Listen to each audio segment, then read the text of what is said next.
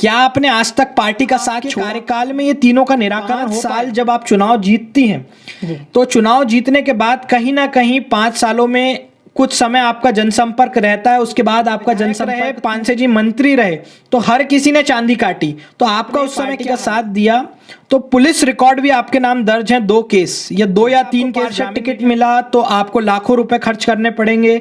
यहीं कहीं यदि आपको अध्यक्ष का टिकट मिल गया तो आपको करोड़ों रुपए से अपनी जेब आरक्षण हो गया। तो आपकी नजर में महिला आरक्षण सही है? आपकी पार्टी की क्या स्थिति है? क्या आपको टिकट मिल रहा है, नहीं मिल रहा? यदि कुछ स्थिति है तो साफ, क्या आप संभाल पाएंगी मुल्ताई को? नमस्कार, ग्रामीण मीडिया में आप सभी का स्वागत है। आ गए हैं चुनाव। नगर पालिका एक ऐसा डिपार्टमेंट जो आपकी दैनिक दिनचर्या से जुड़ा रहता है। हर दिन आपको एक ऐसा नेता चाहिए जो आपकी दिनचर्या की समस्याओं को सुने और विभाग को अलर्ट कर कर आपकी समस्या सुधारे। नमस्कार, आज मौजूद हैं हम जाग मतदाता अब तेरी बारी आई, पूछेंगे प्रश्न। मुल्ताई नगर पालिका चुनाव को लेके हो सकते हैं कांग्रेस प्रत्याशी जिनको भविष्य में टिकट मिल सकती है, उनके बीच हम आए हैं, उनसे बात करेंगे, उन पर लगाएंगे आरोप, पूछेंगे उनके 10 साल के कार्यकाल में उन्होंने क्या जनता के लिए किया और आपको बताएंगे, मिलाएंगे एक ऐसी लीडर से जो वाकई इस पद के लायक है।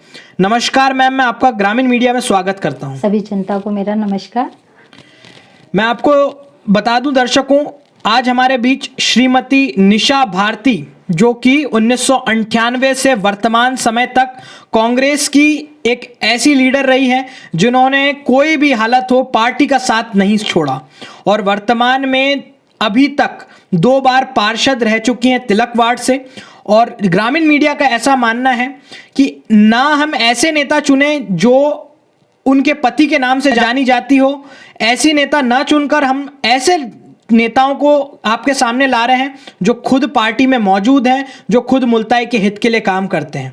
मैम, मैं सबसे पहले आपका परिचय जानना चाहूँगा और आपकी प्रारंभिक और वर्तमान जो एजुकेशन है उसके बारे में जानकारी लेना चाहूँगा। मेरा पूरा नाम निशा भारती गोस्वामी है। मेरा एजुकेशन MA है और मैंने BSW के छात्रों को भी मैंने 10 साल पढ़ाया है और मैं टीचरशिप में भी 10 साल कार्यरत रही हूँ। मैम, मैं आपसे जानना चाहता हूं कि अभी बात हो रही है मुल्ताई में वर्तमान में नगर पालिका चुनाव आगे हैं, खड़े हैं सामने दरवाजे पे, तो आपका राजनीतिक बैकग्राउंड क्या रहा है? आपने कब कांग्रेस पार्टी ज्वाइन करी? वर्तमान में किन किन पदों पर आप कार्यरत हैं? मैंने कांग्रेस पार्टी 1998 में ज्वाइन की थी जी। और जब से आज तक मैं कांग्रेस पार्टी के साथ में सशक्त काम करते रही। जी, आपका राजनीतिक बैकग्राउंड क्या रहा? मेरे को जो आपके कलेक्ट इन्फॉर्मेशन करी, 2 बार आप पार्षद रह चुकी हैं। हाँ जी। तो 2 बार आपको पार्टी ने टिकट दिया और आपने पार्टी खरी उतरे उनके उद्देश्यों पे और आप जीती हैं। कौन से वार्ड से आप पार्षद थी? मैं तिलक वार्ड से पार्षद थी। तिलक वार्ड से पार्षद थी। मैं आपको जनता को बता दूं, जो बैकग्राउंड में जितने सर्टिफिकेट्स चल रहे हैं ये इनके अभी तक के सर्टिफिकेट्स हैं, और भी छूटे हो सकते हैं पर हम ज़्यादा से ज़्यादा इनको पीछे आपको दिखाने की कोशिश कर रहे हैं। मैम, मैं आपसे जानकारी लेना चाहता हूं, कांग्रेस पार्टी 98 से वर्तमान तक कई बार विपक्ष में रही, कई बार पक्ष में रही। क्या आपने आज तक पार्टी का साथ छोड़ा? नहीं, मैंने कभी पार्टी का साथ नहीं छोड़ा। चाहे अच्छा समय रहे, चाहे बुरा समय आया, अच्छा समय आया, मैं हमेशा सशक्त होकर उसका साथ देते रही। आप 2 बार पार्षद चुनी गई, आपके प्रमुख कार्य पार्षद जब आप रही तो क्या रहे? मैंने हमेशा जनहित को महत्व दिया है जी। और मैंने जनहित को ही देखते हुए 10 साल पार्षद के पद पर कार्य किया है जी। जैसे सड़क निर्माण है, पेयजल समस्या है जी, पाइपलाइन विस्तार है जी। और डोम बनाए, ताप्ती के सौंदर्यीकरण है, ये सारे तिलक वार्ड के ही माध्यम से हुए हैं। जो ताप्ती का डोम बना वो आपके तिलक वार्ड में आता है। बस स्टैंड का समतलीकरण का एक कार्य हुआ था जो शायद आपके कार्यकाल में हुआ था, क्या मैं सही हूँ? हाँ, वो समतलीकरण हुआ था। मैंने उस पे विवाद भी उठाया था क्योंकि उसका कार्य अच्छी तरह से नहीं हो रहा था। पेपरबाजी भी हुई थी इसके लिए, समाचार पत्र के माध्यम से जनता तक ये बात भी पहुंचाई थी। और आज वास्तव में देखा जाए तो वो रास्ता आज पूरा उखड़ चुका है। अच्छा, तो जब आपके कार्यकाल में था तब रास्ता वो बना था, समतलीकरण उस समय हुआ था जी। एक आपके वार्ड की प्रमुख समस्या थी जल समस्या और सड़क समस्या और नाली, तीन बातों पर हम बात करेंगे। क्या आपके कार्यकाल में ये तीनों का निराकरण हो पाया? हाँ, मैंने जहाँ तक जब भी मेरे पास आवेदन जिस चीज़ का आता था, मैं जनता से आवेदन लेती थी, उसको अपने एजेंडा में शामिल करती थी और उस कार्य को पूरा करवाती थी। अच्छा, मैं अब आपसे जानकारी लेना चाहता हूँ। ये तो आपकी एक पक्ष की बात हो गई। जी। 5 साल आप पे आरोप लगा है आपके वार्ड से, जब हमने सर्वेक्षण किया तो 5 साल जब आप चुनाव जीतती हैं, जी। तो चुनाव जीतने के बाद कहीं ना कहीं 5 सालों में कुछ समय आपका जनसंपर्क रहता है, उसके बाद आपका जनसंपर्क टूट जाता है। ऐसा क्यों होता है आपके साथ? नहीं, मैं जनसंपर्क मेरा टूटा नहीं। मैं हमेशा जनता से मिलते रहती हूँ और उनकी समस्याओं का समाधान करती, चाहे मेरे वार्ड के हो चाहे मेरे वार्ड के नहीं हो। ग्रामीण मीडिया आप पे एक और आरोप लगाना चाहता है, जहां 1.5 साल आपकी पार्टी रही, आपके मंत्री रहे मुल्ताई से, तो क्या आपकी जो पूर्व की आपकी बजट कह लें या परिवार की धनराशि कह लें, क्या उसमें बढ़ोतरी हुई? क्योंकि कहीं ना कहीं ऐसा माना जाता है जब पानसे जी अध्यक्ष, जब पानसे जी विधायक रहे, पानसे जी मंत्री रहे, तो हर किसी ने चांदी काटी। तो आपका उस समय क्या हाल था? मैंने तो ना तो पहले कभी पार्टी से आर्थिक मदद की मांग की और ना ही मैंने कभी अपना बैंक बैलेंस बढ़ाया। मेरी छवि हमेशा बेदाग रही है, चाहे तो आप इसकी जांच कर सकते हैं।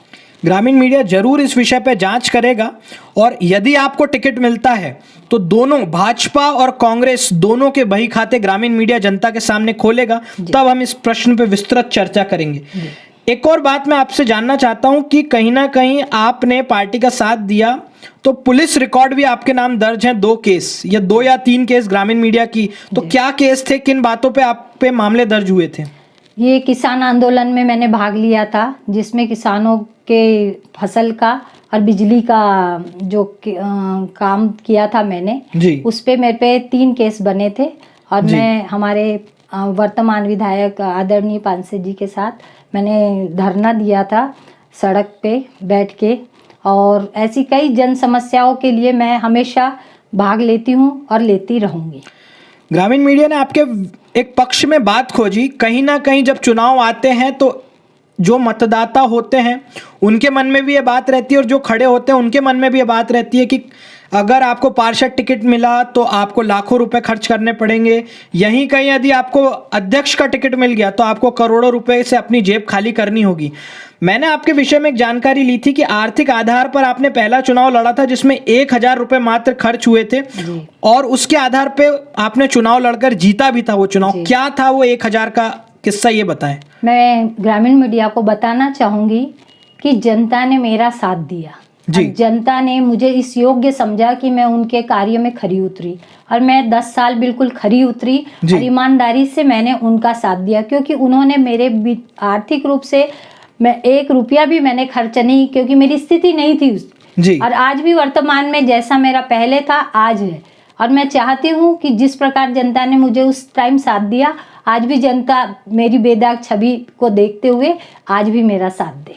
तो मैं जानकारी में आपको ग्रामीण मीडिया से बताना चाहता हूं कि एक घर एक पर्चे का इनका मुद्दा था उस समय, जिसमें इन्होंने 1,000 में पर्चे भी छपाए थे और अपनी जमानत राशि भी जो थी वो भी उन्हीं 1,000 रुपए में जीती थी। तो कहीं ना कहीं जो चुनाव लड़ना चाहते हैं, तो आपको जानकारी दे दूं, यदि आपकी बेदाग छवि है, आप जनता के लिए काम करते हैं, तो पैसा आधार नहीं होता, आप चुनाव बिना पैसा खर्च किए भी जीत सकते हैं।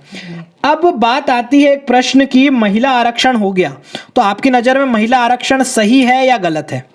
महिला आरक्षण सही है, क्योंकि जिस प्रकार महिलाएं अपने घर को संभालती है उसी प्रकार महिला अपने नगर को भी संभाल सकती है। मैंने घर को भी संभाला है, अपने नगर को भी संभाला है और मैं संभालते रहूँगी अगर मुझे मौका मिला तो मैं जनता को एक बात बता दूं कि जिस तरीके से घर का मैनेजमेंट औरतें बहुत अच्छी तरीके से निभाती हैं, तो इस वर्ष बहुत अच्छा जो है मुल्ताई और अन्य जहां पे भी महिला आरक्षित सीट आई है उन लोगों के लिए अच्छा होगा, क्योंकि कहीं ना कहीं जिस हिसाब से घर का मैनेजमेंट चलता है नगर का मैनेजमेंट भी चलेगा। आपसे एक प्रश्न रखना चाहता हूं, वर्तमान में आपकी पार्टी की क्या स्थिति है? क्या आपको टिकट मिल रहा है, नहीं मिल रहा? यदि कुछ स्थिति है तो साफ कीजिए। ये तो मैं पार्टी के ऊपर छोड़ती हूँ जी, कि पार्टी क्या निर्णय लेंगी। तो अभी वर्तमान में स्थिति क्लियर नहीं है, परंतु ग्रामीण मीडिया ने 2 नाम दिए थे जनता के सामने और हो सकता है उन दोनों नामों को टिकट मिले, जिसमें से निशा भारती का एक नाम ग्रामीण मीडिया अभी बताता है। और हमें उन नेताओं की जरूरत है जो स्वयं राजनीति में है, ना कि उनके परिवार से कोई राजनीति में और वे घर में बैठ के सीधे चुनाव लड़ लें। इसलिए ग्रामीण मीडिया इनके पास आया था। मैं आपसे अंतिम प्रश्न रखना चाहूँगा ग्रामीण मीडिया की तरफ से। अभी आप वार्ड पार्षद थी, 10 साल आपने वार्ड पार्षद, एक छोटा वार्ड होता है, पूरी नगर में कई वार्ड हैं, 15 वार्ड हैं, उनको संभालने की जिम्मेदारी बढ़ती है। तो क्या आपका फ्यूचर विजन है, क्या आप संभाल पाएंगी मुल्ताई को? मैं बताना चाहूँगी कि मैं पार्षद पद पे 10 साल होते हुए मैंने अपने वार्ड को ही नहीं देखा। मेरे पास जो भी समस्या लेके आता था, चाहे वार्ड की हो, चाहे वो घरेलू हो, चाहे घरेलू हिंसा की हो, किसी भी प्रकार की कोई समस्या लेके आते थे, मैं उसका समाधान करती थी और उनको न्याय दिलाती थी। शायद मैं ग्रामीण मीडिया को बताना चाहूँगी कि मैंने ऐसे 60-70 परिवार को भी उनको घर बसाए हैं बिना पैसे के और बिना किसी से सहयोग लिए। आज वो परिवार खुशहाल है और मैं चाहती हूँ कि जब भी मुझे मौका मिले मैं इसी प्रकार अच्छे कार्य करती रहूँ। जनता को जानकारी दे दूं, ये थी श्रीमती निशा भारती गोस्वामी, जो कि कांग्रेस में एक बेहतरीन लीडर बनकर सामने आती है महिला होने के नाते। और विपक्ष में इन्होंने काफ़ी भूमिकाएं निभाई हैं। जब सत्ता नहीं थी तब भी विपक्ष की लीडर रही। नगर पालिका से ही MA समाजशास्त्र है, अर्थात पढ़ी लिखी हैं, और एक कांग्रेस से बड़ा नाम सामने आ सकता है। यदि टिकट मिलती है तो निष्पक्ष बेदाग छवि होने के कारण चुनाव जीता जा सकता है। तो ग्रामीण मीडिया के लिए इस कार्यक्रम में इतना ही। धन्यवाद मैम आपका, बने रहिए ग्रामीण मीडिया के साथ। नमस्कार।